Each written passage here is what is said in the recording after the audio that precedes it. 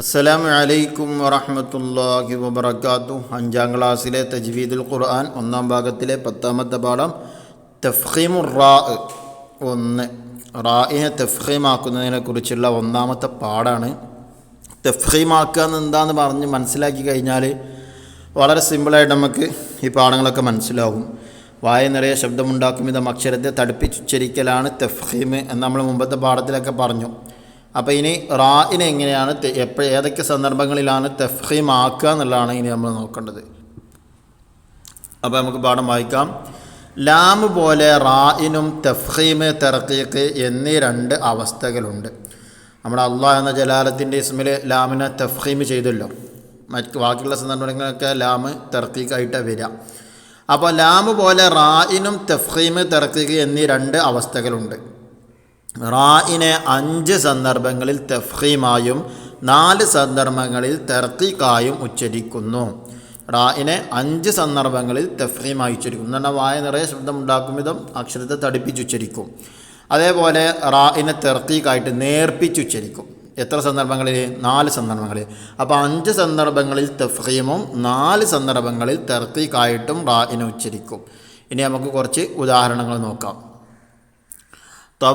തബാറകല്ലദി ഖദ്ദറഹു തഖ്ദീറാ ഖൗമുൻ ആഖറൂൻ കുലൂ വശ്റബൂ ഖാലൂ അസാതീറുൽ അവ്വലീൻ ബുക്റതൻ വഅസീല. ബാക്കിയുള്ള ഉദാഹരണങ്ങൾ നോക്കുക. ഇതിലൊക്കെ റാഇനെ തഫ്ഖീം ചെയ്തിട്ടാണ് ഓതിയിട്ടുള്ളത്. അതിൻ്റെ കാരണം എന്താണെന്നുള്ളതാണ് ഇനി പറയാൻ പോകുന്നത്. മുകളിലെ ആയത്തുകളിലെ എല്ലാ റാവുകളെയും തഫ്ഖീം ചെയ്തുകൊണ്ടാണ് നാം പാരായണം ചെയ്തത്.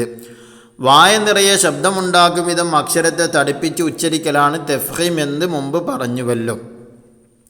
റാഇൻ്റെ ഹർക്കത്തോ ഫത്ഹോ ലൊമ്മോ ആയി വന്നതാണ് ഇവിടെ തഫ്ഖീം ചെയ്യാൻ കാരണം. റാഇൻ്റെ ഹർക്കത്ത്, റാഇന് വന്ന ഹർക്കത്ത് എന്താണ്? ഫത്ഹോ അല്ലെങ്കിൽ ലൊമ്മോ ആയിരിക്കും. അതാണ് അവിടെ റാഇനെ തഫ്ഖീം ചെയ്യാനുള്ള കാരണം. ഇപ്രകാരം ഫത്ഹോ ലൊമ്മോ ഉള്ള എല്ലാ റാഇനെയും തഫ്ഖീം ചെയ്യണം. ഇനി നമുക്ക് ഓരോ ഉദാഹരണങ്ങൾ നോക്കാം. റാഇന് ഫത്ഹോ ലൊമ്മോ ആകുക എന്നിട്ട് 1ാമത്തെ പറഞ്ഞത്. അപ്പോൾ തബാറക്ക, അവിടെ എന്താ? റാഇന് ഫത്ഹാണ്, അപ്പോൾ തഫ്ഖീം ചെയ്യണം. 2ാമത്തേടത്തും റാഇന് ഫത്ഹാണ്, ഇവിടെ റാഇന് ഫത്ഹാണ്. 3ാമത്തെ ഉദാഹരണത്തിൽ റാഇന് ലൊമ്മാണ്. അപ്പോൾ റാഇൻ്റെ ഹറക്കത്ത് ഫത്ഹോ ലൊമ്മ ആവുക. റാഇൻ്റെ ഹറക്കത്ത് ഫത്ഹോ ലൊമ്മ ആയാൽ റാഇനെ തഫ്ഖീം ചെയ്തുകൊണ്ട് ഓതണം, കനപ്പിച്ച് ഉച്ചരിക്കണം. എന്ന് വെച്ചാൽ വായ നിറയെ ശബ്ദമുണ്ടാക്കും വിധം അക്ഷരത്തെ തടുപ്പിച്ചുച്ചരിക്കണം. തബാറകല്ലദി ഖദ്ദറഹു തഖ്ദീറാ. അല്ല, തഖ്ദീരാ എന്നല്ല പറയാം, ഖദ്ദരഹു. ആ രൂപത്തിൽ നേർപ്പിച്ചിട്ടല്ല പറയേണ്ടത്. പിന്നെ വായ നിറയെ ശബ്ദം ഖൗമുൻ ആഖറൂൻ ആഖറൂൻ അല്ല. അപ്പോൾ നേർപ്പിച്ചിട്ടല്ല പറയേണ്ടത്, തഫ്ഖീം ചെയ്തിട്ടാണ് വായ നിറയെ ശബ്ദമുണ്ടാക്കും വിധം അക്ഷരത്തെ തടുപ്പിച്ച് ഉച്ചരിക്കുക. അതിനാണല്ലോ തഫ്ഖീം അറിയാം. അപ്പോൾ റാഇൻ്റെ ഹർക്കത്ത് തഫ്ഖീം ആക്കുന്ന 5 സന്ദർഭങ്ങൾ പറഞ്ഞു. അതിൽ ഒന്ന് പറഞ്ഞത് എന്താ? റാഇൻ്റെ ഹർക്കത്ത് ഫത്ഹോ ലൊമ്മ ആവുക. റാഇന് ഫത്ഹോ ലൊമ്മ ആണോ അവിടെ തഫ്ഖീമായിട്ടേ റാഇനെ ഉച്ചരിക്കുകയുള്ളൂ. ഓരോ ഉദാഹരണങ്ങളും നോക്കുക. ഇനി അടുത്ത 2ാമത്തെ ഒരു നിയമമാണ് പറയാൻ പോകുന്നത്. റാഇന് സുക്കൂൻ ആവുകയും റാഇന് മുമ്പുള്ള ഹർഫിന് ഫത്ഹോ ലൊമ്മോ ആവുകയും ചെയ്താലും റാഇനെ തഫ്ഖീം ചെയ്യണം. എങ്ങനെ? ഫസ്റ്റ് പറഞ്ഞത് റാഇന് ഫത്ഹോ ലൊമ്മ ആവുക. ഇപ്പോൾ 2ാമത്തെ നിയമം പറഞ്ഞാൽ എന്താ? റാഇന് സുക്കൂന്. റാഇന് എന്താണ്? സുക്കൂന്. ഉദാഹരണം വെച്ച് നോക്കാം നമുക്ക്. റാഇന് സുക്കൂന്, റാഇൻ്റെ മുമ്പുള്ള അക്ഷരത്തിന് ഫത്ഹോ ലൊമ്മോ. അങ്ങനെ വന്നാൽ റാഇൻ്റെ മുമ്പുള്ള അക്ഷരത്തിന് ഫത്ഹോ ലൊമ്മ വന്നാലും റാഇന് എന്ത് ചെയ്യണം? തഫ്ഖീം ചെയ്യണം. തർഖീഖല്ല, കനപ്പിച്ച് ഉച്ചരിക്കണം. വായ നിറയെ ശബ്ദമുണ്ടാക്കും വിധം അക്ഷരത്തെ തടുപ്പിച്ച് ഉച്ചരിക്കണം. അപ്പോൾ അങ്ങനെ കരിയ എന്നല്ല പറയാം. അപ്പോൾ റാഇനെ തഫ്ഖീം ചെയ്ത് ഉച്ചരിക്കണം. അപ്പോൾ റാഇ സുക്കൂന്, റാഇന് മുമ്പുള്ള അക്ഷരത്തിന് ഫത്ഹോ ലൊമ്മ ആവുക. അപ്പോൾ 1ാമത്തേതിൽ റാഇ സുക്കൂനാണ്, മുമ്പുള്ള ഖാഫിന് ഫത്ഹ് വന്നു. അപ്പോൾ റാഇനെ തഫ്ഖീം ചെയ്യണം. ഇനി ഇവിടെ നോക്കുക. വലഖദ് യസ്സർന, യസ്സർ, അവിടെ റാഇ സുക്കൂനാണ്, റാഇന് മുമ്പുള്ള സീനിന് ഫത്ഹാണ്. അടുത്തത് ഖുർആൻ, അവിടെ എന്താ വന്നത്? റാഇ സുക്കൂനാണ്, ഖാഫിന് ലൊമ്മാണ് വന്നത്. കണ്ടോ? റാഇന് മുമ്പുള്ള അക്ഷരത്തിന് ഫത്ഹോ ലൊമ്മ ആയി. അപ്പോൾ അവിടെ ലൊമ്മായി. ചുരുക്കി പറഞ്ഞാൽ 2 നിയമമാണ് ഇപ്പോൾ ഇവിടെ പറഞ്ഞത്. മൊത്തം 5 സന്ദർഭങ്ങളിലാണ് റാഇനെ തഫ്ഖീം ചെയ്യുക. അതിൽ 2 സന്ദർഭം ഇപ്പോൾ നമ്മൾ പറഞ്ഞു. ഒന്ന് റാഇന് ഫത്ഹു ദമ്മാവുക, രണ്ടാമത്തെ പറഞ്ഞത് റാ സുക്കൂന് റാഇൻ്റെ മുമ്പുള്ള അക്ഷരത്തിന് ഫത്ഹു ദമ്മാവുക. റാ സുക്കൂനാണ്, റാഇൻ്റെ മുമ്പുള്ളതിന് ഫത്ഹു ദമ്മാവുക. ഇതാണ് 2 നിയമങ്ങൾ. ഇനി ബാക്കിയുള്ള നിയമങ്ങൾ ഇൻഷാ അല്ലാഹ് അടുത്ത ഭാഗത്തിലൂടെ നമുക്ക് മനസ്സിലാക്കാം. ഇവിടെ ഓരോ ഉദാഹരണങ്ങൾ നോക്കുക. ഇവിടെ അംതർന, അവിടെ കണ്ട റാ സുക്കൂനാണ്, മുമ്പുള്ള ത്വാഇന് ഫത്ഹാണ്. ഇനി അടുത്ത് ഫുർഖാൻ, ഫുർ, അവിടെ റാ സുക്കൂനാണ്, അതിന് മുമ്പുള്ള അക്ഷരത്തിന് ലൊമ്മ വന്നു. അങ്ങനെ ഇവിടെ വൽ ഖമറ ഖദ്ദർന, അവിടെ എന്താണ് റാ സുക്കൂന്, അതുപോലെ ദാലിന് എന്തായിട്ട് വന്നു, ഫത്ഹായിട്ട് വന്നു.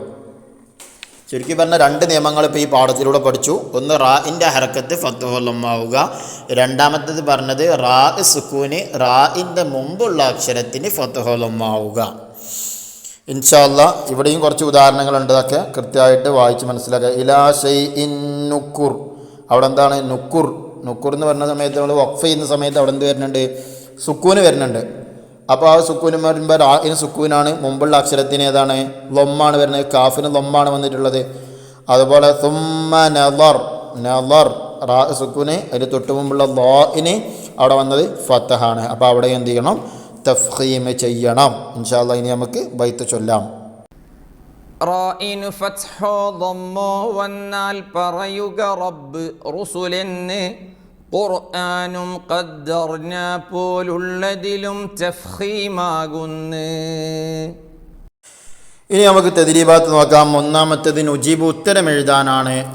റാഇനെ തഫ്ഖീം ചെയ്യുന്ന സന്ദർഭങ്ങൾ എത്ര? ആൻസർ 5 സന്ദർഭങ്ങളിൽ റാഇനെ തഫ്ഖീം ചെയ്യും. 2 റാഇനെ തർക്കീക്ക് ചെയ്യുന്ന സന്ദർഭങ്ങൾ എത്ര? ആൻസർ 4 സന്ദർഭങ്ങളിൽ റാഇനെ തർക്കീക്ക് ചെയ്യും. ഇനി അടുത്തത് നഖറഉൽ ആയാത്തിൽ ആത്തിയത വനക്തശിഫു മിൻഹ തഫ്ഖീമ റാഇ.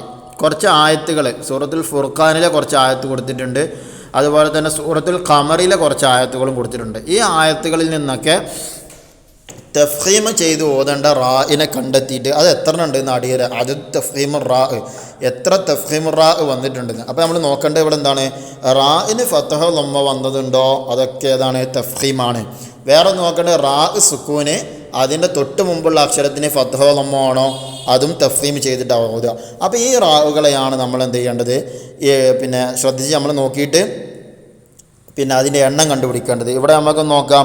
ഇവിടെ ഈ സൂറത്തുൽ ഖമറിലെ എണ്ണത്തിൽ നമ്മൾക്ക് ഇവിടെ നോക്കുന്നത് ഇവിടെ ബറാഅത്തുൻ, ബറാ എന്നുള്ള റാഇന് ഫത്തഹായിട്ട് വന്നു. അപ്പോൾ ഫത്തഹോ ലമ്മ ആണെങ്കിൽ അതിന് തഫ്ഖീം ചെയ്ത് ഓതണമെന്ന് പറഞ്ഞു. ഇനി അതിൻ്റെ അവസാനത്തിൽ ഫിസ്സുബുർ അവിടെ നിർത്തുന്ന സമയത്ത് റാഇനെ വഖഫ് ചെയ്യുന്ന സമയത്ത് റാഇന് സുക്കൂന വരിക, തൊട്ട് മുമ്പുള്ള അക്ഷരം നോക്കി ബാഇന് ലമ്മാണ്. അപ്പോൾ അവിടെ എന്ത് ചെയ്യണം, തഫ്ഖീം ചെയ്യണം. ചുരുക്കി പറഞ്ഞാൽ അങ്ങനെ തഫ്ഖീമിൻ്റെ എത്ര റാഉകൾ ഇതിൽ വന്നിട്ടുണ്ട് അത് ഈ കോളത്തിലേക്ക് എഴുതി കൊടുക്കുക. 20 എന്നാണ് കിട്ടിയിട്ടുള്ളത്. ഇനി കുട്ടികൾക്കും ശ്രദ്ധിച്ച് നോക്കാം, ചിലപ്പം കൂടാം ചിലപ്പം കുറയാം. ശ്രദ്ധിച്ച് എന്ത് ചെയ്യുക, കാര്യങ്ങൾ മനസ്സിലാക്കിയിട്ട് അവിടെ എഴുതുക.